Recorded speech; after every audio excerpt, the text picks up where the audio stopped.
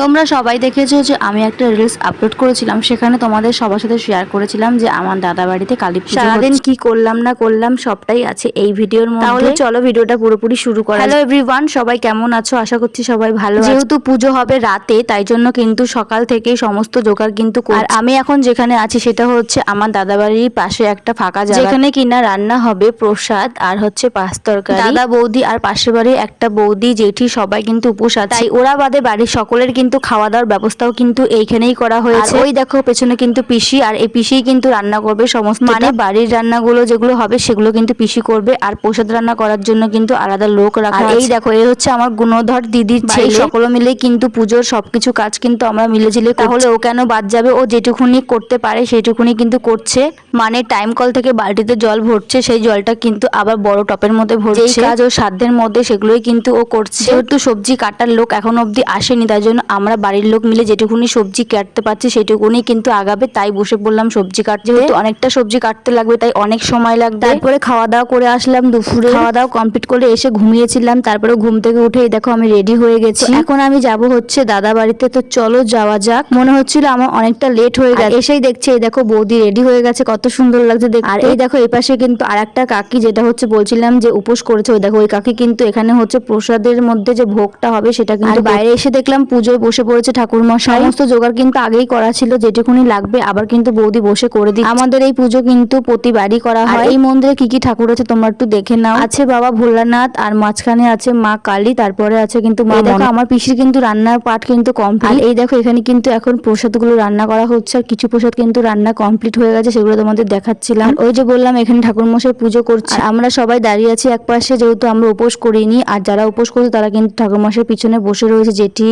বৌদি। যাই হোক চলো একটুখানি পুজোটা ভালো করে দেখে। পুজো হচ্ছে ঠিক আছে, আর দেখো সব বৌদি, এই যে বৌদি, এই যে সবাই বসে বসে কেমন করছে।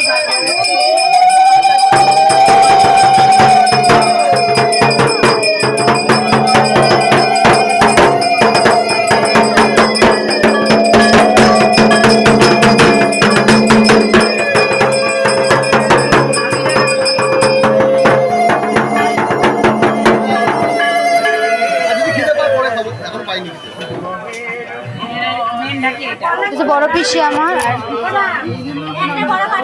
হচ্ছে পুজো।